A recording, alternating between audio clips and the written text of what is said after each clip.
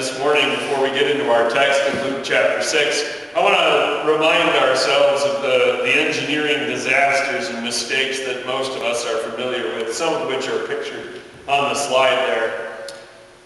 These are scattered throughout history. The first great engineering disaster was probably the Colossus of Rhodes, a giant statue that was built across the mouths of the harbor of the city of Rhodes, made of bronze.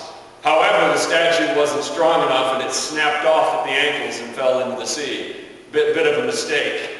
The second one that I know that you are familiar with is the destruction of the Hindenburg, made famous by the broadcast. There was also the Tacoma Narrows Bridge, which is the bottom left picture. If you've ever seen the footage of the bridge going whoa like that, that was quite a thing before it fell in. And of course, we are aware of Chernobyl, the top middle picture, the Russian nuclear reactor that exploded. The top right is one you may or may not be familiar with, and by sound of which you might wonder what on earth was that, and that is the Boston molasses disaster. I know, you're thinking molasses. It's not a flood that caused the devastation in the picture. It's a giant wave of molasses. They had a factory where they were making it, and the containing vat lost its integrity, and it killed dozens of people.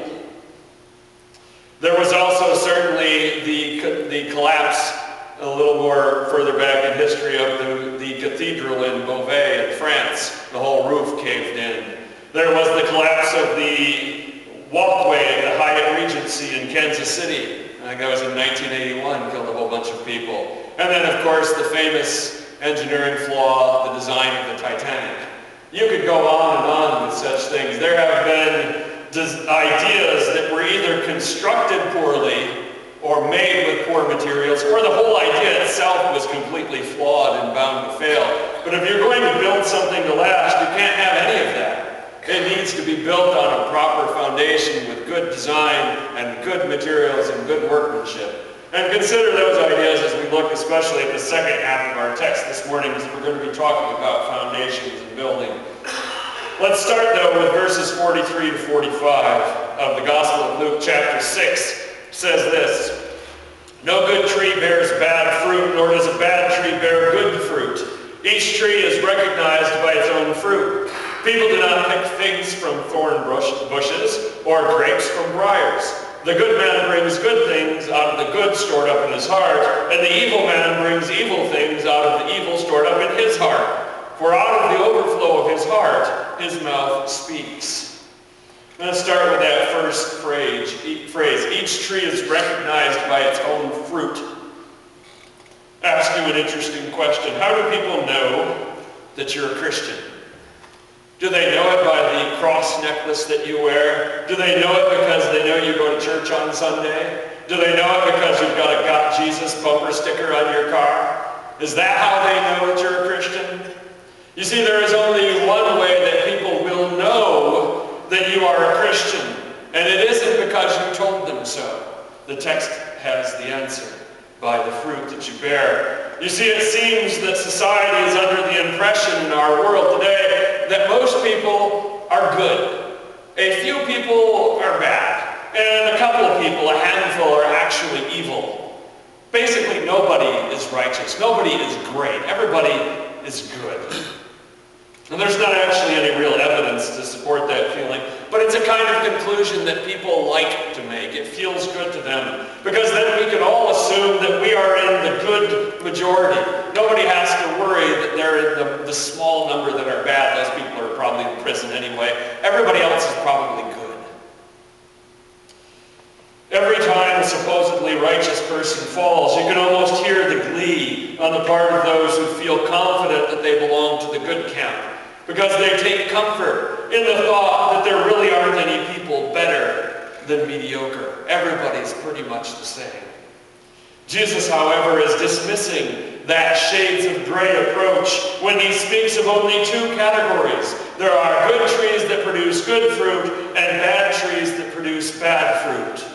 To most people, such an approach might seem harsh, even judgmental, and they're probably thinking, "Geez, Jesus, who are you to judge?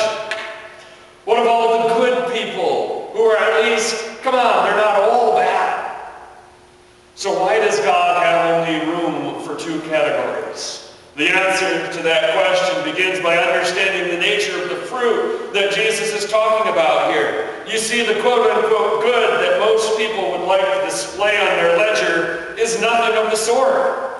Jesus makes it clear in these last few verses that we've been studying that actual acts of righteousness are selfless. They are often counterintuitive, and they are given in spite of the unworthiness of the recipient. You see, righteousness is not simply loving your family. It's loving your enemies too. It is not simply doing nice things to your friends. It is doing them to strangers as well. It is not simply loaning your possessions, but also giving them away gladly. And it is not simply being nice or polite. It requires mercy and forgiveness and compassion. You see, good is not good enough for God.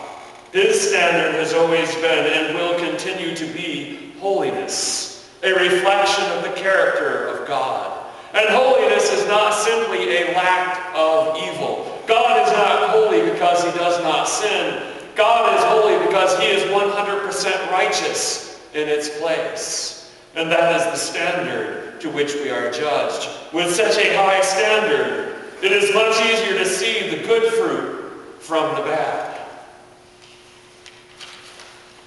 So how will they know you are a follower of Jesus Christ? When you begin to act like him. When your faith bears fruit.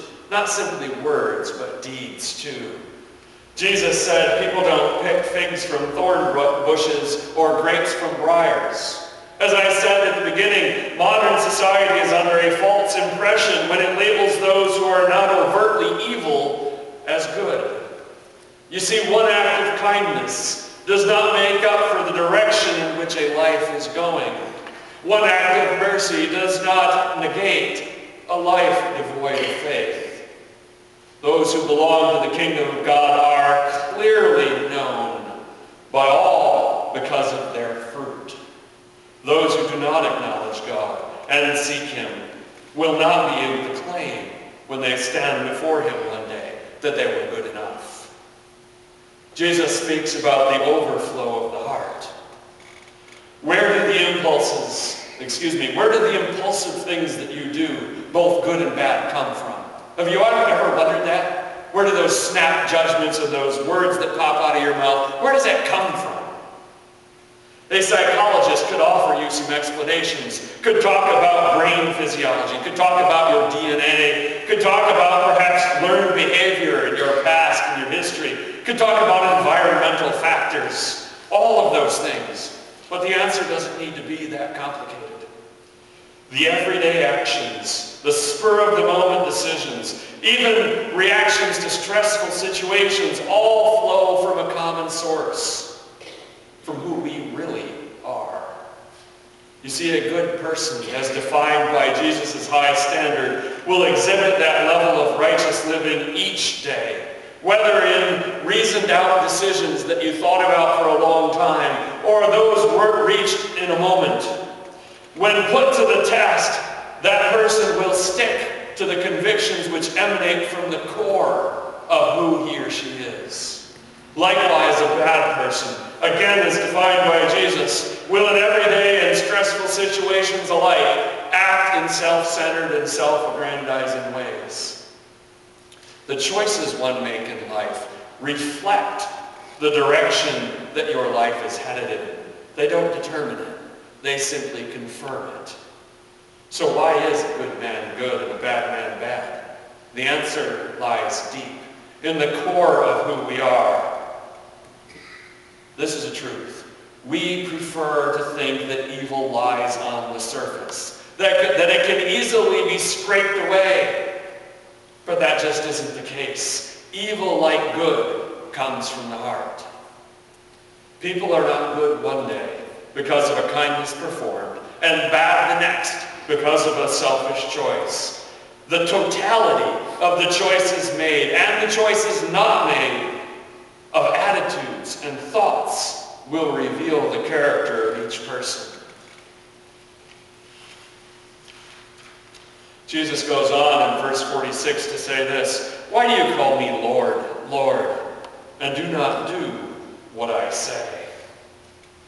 This is the impossibility that Jesus is revealing of living a double life. If you pick up a spy thriller or watch one on TV, they're full of people living double lives.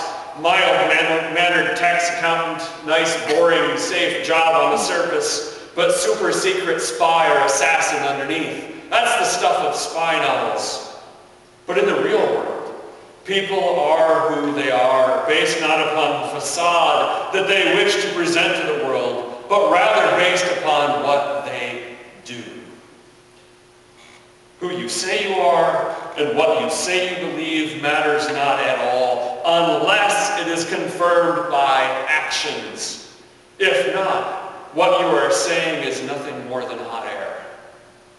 Following Jesus Christ is the best example of this. Those who say they love Jesus are only kidding themselves until they begin to live like him.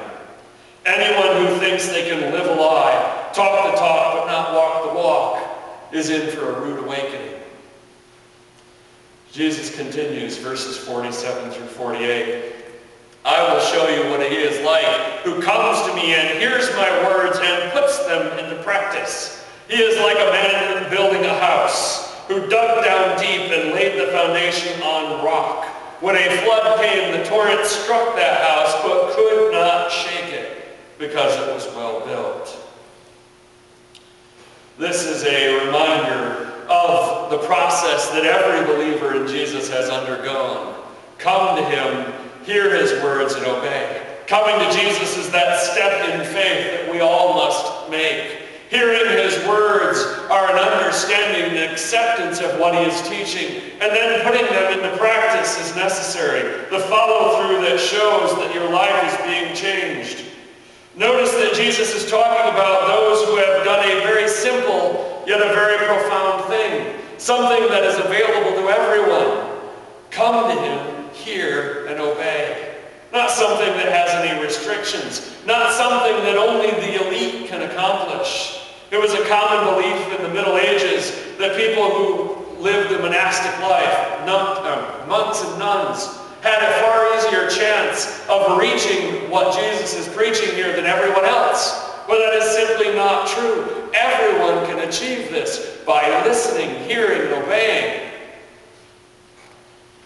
In Jesus' lifetime, he himself was criticized on account of the people that chose to follow him. These undesirable people in society that found acceptance in him. Tax collectors, fishermen, politicians, prostitutes, Samaritans, Roman soldiers. I didn't mean that to be a joke, it came out that way. All of them believed in Jesus, and they listened to him, and were transformed into new creatures. The old had passed, the new had come. Jesus says, the person who hears me and obeys is like a man building a house. You see, whether you know it or not, we're all house builders. Throughout our lives, we make choices as to what sort of house we will build, what kind of life we will live. Will we create our own design? Will we haphazardly make additions? Or will we follow the blueprint of an architect? Will we focus on functionality, on making the design work? Or will we focus upon form and upon comfort? Will our house have guest rooms open to others? Or will we put one of those no trespassing signs at the end of the driveway? Finally, what will be left behind when we're gone? Will it be an empty monument to ourselves, gleaming but cold? Will it be a dilapidated shack ready to fall over? Or will it be a home built with love and care that will inspire others? Jesus says the one who listens and obeys dug down deep. One of the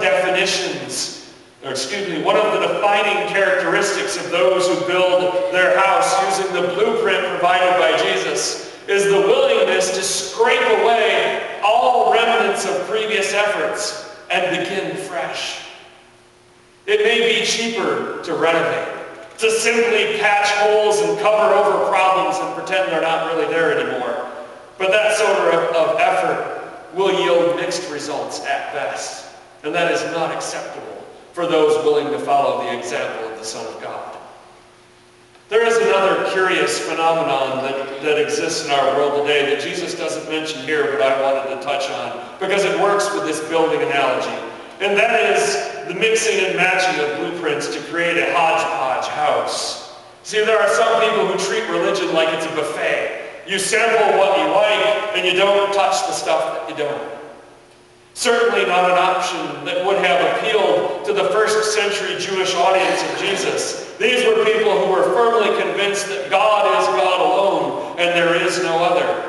If the words of Jesus that he is speaking to us today are truth, with a capital T, why would you want to look anywhere else? Why would you accept an imitation when the genuine gospel of Jesus Christ is available to follow? Jesus says that one who dug down to the rock laid a foundation upon it. You see, the only way to put in a foundation, to try and build up, that's the only way to put a foundation, is to put it on the rock. Trying to build upon anything else is a waste of time. If you fail to reach bedrock, it will only be a matter of time until the structure becomes unstable and ultimately collapses. It's true in architecture and engineering. It's true in the real world. It's true in morality. So what sort of rock can we build with confidence upon? If we're going to build our lives on this, we want something that is unchanging. You don't want to place your hopes in this life and the next in someone or something that's going to change the rules on you midway through. We also want something that's based on fact and not on fantasy. We also need to know that the sources we rely upon are telling us the truth as it actually is, not as they hope it to be. We want something that has proven itself to be trustworthy. It's not the kind of decision that you want to hear, trust me, it'll be fine about. This is the direction and purpose of our very lives we're talking about. They need to be based upon something that has demonstrated its faithfulness. And we also need it to be something which works. Works for me and works for other people. We need to know that this building we're erecting is actually a good one. That it will provide for our needs and deliver on its future promises. And we need to know that we're not the only ones for whom this works. So where can we find such a comprehensive and effective foundation upon which to build? Jesus is telling us this morning that he himself can and should be that bedrock of truth upon which you build. That if we place our trust in him and build accordingly, we will have made the one choice in life that will never let us down. So you might be wondering, what qualifies Jesus for such a role? Several things. First off, his connection to God the Father. As the Son of God, he had the authority and the power to speak on God's behalf. That's reassuring. His connection to humanity. As the Son of Man, he has stood in our shoes. He has faced our same trials and has overcome them. His demonstrated compassion for the lost should help us. Jesus welcomed any who would follow him. The usual disqualifications of society mattered not at all to him. He cared not for them. His victory over sin. Having lived among us without sin, Jesus can offer to us true hope that we ourselves can be transformed and be like him. And lastly, and most importantly, his victory over death. Having died on the cross, Jesus rose again in victory to show that death itself could no longer hold him, nor any who would follow him. What about other messiahs, other gurus, other prophets, other people who offer similar things? There have been countless others that have claimed to be able to give you an equally attractive option. Yet on close examination, they cannot compare. In any other option apart from Jesus Christ, there is not the same trustworthiness, nor is there the same power to transform lives here and now. If you're going to entrust your future with someone or something, you'd better be able to trust your present with them as well. Jesus talks about that. He says when the flood came, the torrent struck that house, but could not shake it because it was well built.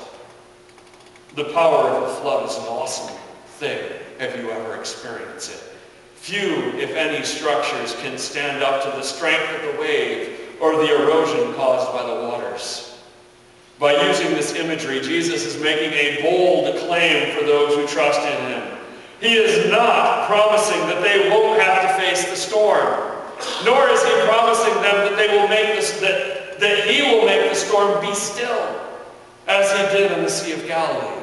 What Jesus is promising is that those who follow him, who have built upon his sure foundation, will be able to stand up to whatever trials and tribulations come their way.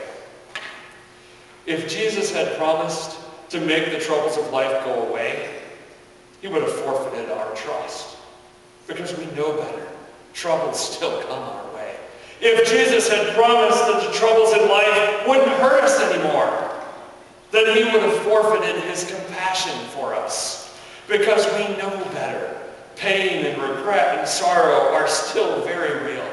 In fact, on multiple occasions, Jesus promised his followers that they would endure more difficulties in life and be persecuted precisely because they chose to follow him by the very world that rejected him.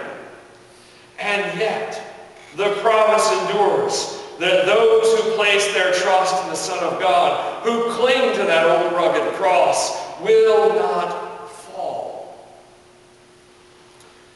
If you'd rather have a lie, if you'd rather have someone talk to you about sunshine and rainbows and how everything is going to be great all the time, you're going to have to go somewhere else. If you want the truth about victory over temptation, about triumph over tribulation, and about peace in the midst of the raging storm, then come to Jesus, and you will not be shaken. What of the one who fails to listen and obey? Verse 49. But the one who hears my word and does not put them into practice is like a man who built a house on the ground without a foundation. The moment the torrent struck that house, it collapsed, and its destruction was complete. Like a man building his house on the ground without foundation. It's a pretty famous picture there, right? The Leaning Tower of Pisa. They didn't build that intending it to lean. And if it was not held up by artificial means today, it would have collapsed long ago. It was not built upon a sure foundation. Throughout history, there have been hundreds of attempts by philosophers and priests and intellectuals and hermits and doctors and scientists and all sorts of other people to solve the very real human dilemma. And that is simply this: mankind is flawed. Thus, society, which is made up of people, is flawed as well. There have been ideas that have been put forth, things like communism. Many of them have been attempted, and we know that some of them have had disastrous results that only made things worse. So in the midst of that gaggle of failed ideas stands the religion of Christianity, built upon the teachings and example and power of Jesus of Nazareth. A man who lived and died in an obscure corner of the Roman world, but whose influence would spread throughout the world by those who faithfully followed him. What good is any of that heritage? What good is any of that collective experience and wisdom if those who learn of it don't do anything with it? To know that vaccines exist, but not receive the inoculation is meaningless. To know that seatbelts save lives, but not wear one, does you no good at all. To know that you're supposed to exercise and eat a healthy diet, and it will solve a host of potential medical problems, is not going to be any value to you if you don't do any of that. We know these things. So what would make anyone think that the teachings of Jesus will be of any help to them if they don't adopt them and make them their own? Knowledge alone can do nothing if it is not wed to action. Jesus speaks about the person who doesn't take his words to heart. The moment the torrent struck that house, it collapsed, and its destruction was complete. Now, it may be true that it is better to have loved and lost than to never have loved at all. But it certainly isn't better to know about Jesus, to have heard the gospel, and then to have walked away from it. What hope is left if you reject God's personal overture to you of reconciliation? How can anyone expect to find the mercy of God after having turned a deaf ear to God's plea to you to repent? If we do not continue to be doers of the Word of God, a people who not only hear our Lord, but follow Him, this church will not last. The same holds true for each of us as individuals. You will not be carried along by the belief and actions of others. Each man and woman must choose to show their faith through obedience. And then we can join in with the throng of fellow believers so that we can encourage and support each other. In conclusion, you must bear good fruit. To simply avoid bearing bad fruit is not good enough. You must confirm your faith through obedience. To declare it with your mouth only is not good enough. When you have made that firm commitment to God by building upon the foundation of Jesus Christ, no storm will be able to shake you, because the house that you will have constructed will be well built.